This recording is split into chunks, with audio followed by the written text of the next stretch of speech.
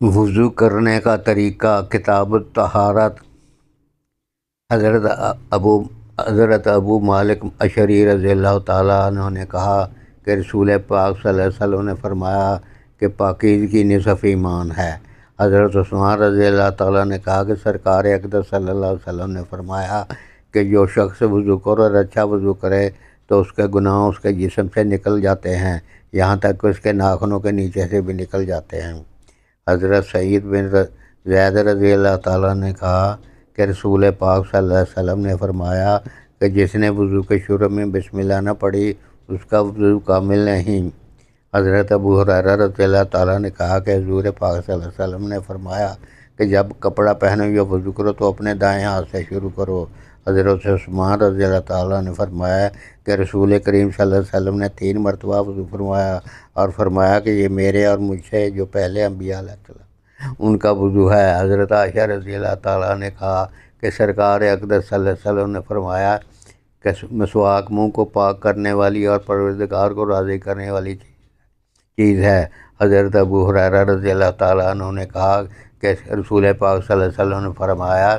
کہ اگر میں اپنی امت کے لیے دشوار نہ سمجھتا تو انہیں حکم دیا کہ وہ عشاء کی نماز دیر سے پڑھیں اور ہر نماز کے لیے مسواک کریں۔ وضو کرنے کا مصنون طریقہ۔ پہلے نیت کرے اور پھر بسم اللہ پڑھے۔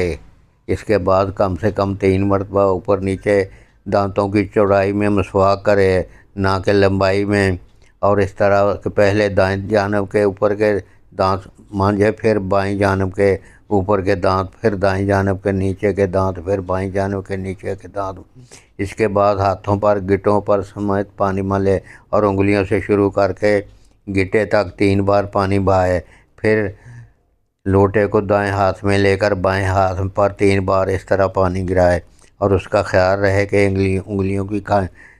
کھائیاں پانی پہنے سے نہ رہ جائیں۔ اگر حوض سے وضو کرتا ہو تو گٹوں تک ہاتھ کو ملنے کے بعد حوض میں پانی دائیں ہاتھ ڈال کر 3 بار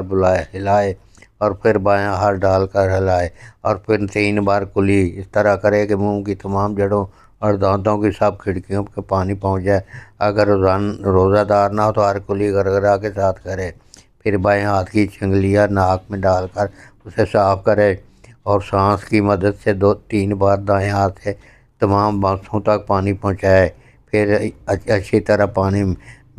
مل کر اس کو 3 بار اس طرح دھوئے کہ ایک کان کی لو دوسرے کان کی لو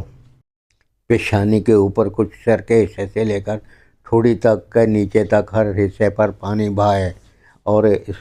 اور داڑھی کے بال و کھال کو دھوئے۔ ہاں، اگر داڑھی کے بال گھنے ہوں تو کھال کا دھونا فرض نہیں، صرف مستحب ہے، اور داڑھی کے جو بال منہ کے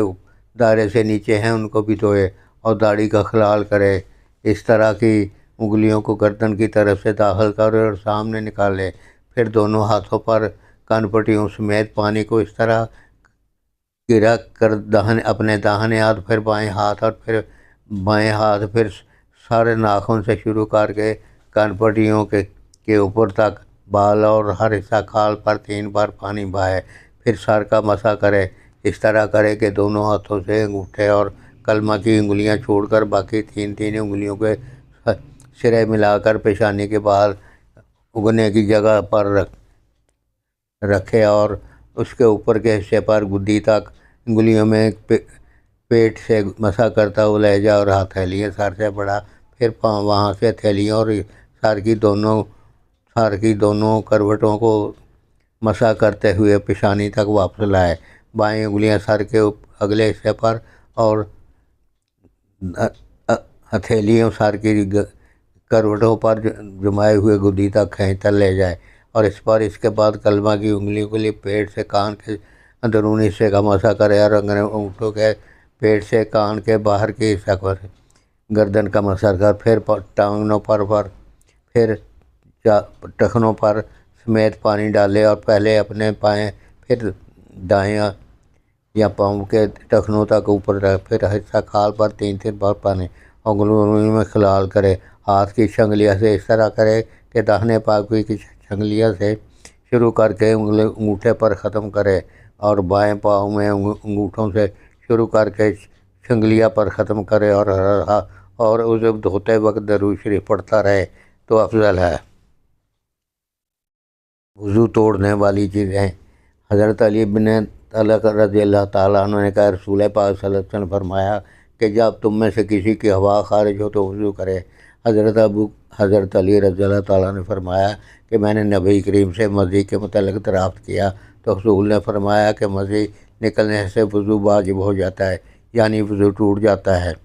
حضرت ابن عباس رضی اللہ تعالیٰ نے کہا کہ حضور پاک صلی اللہ علیہ وسلم نے فرمایا کہ جو شخص لیٹ کر نیند سے سو جائے اس پر وضو واجب ہے۔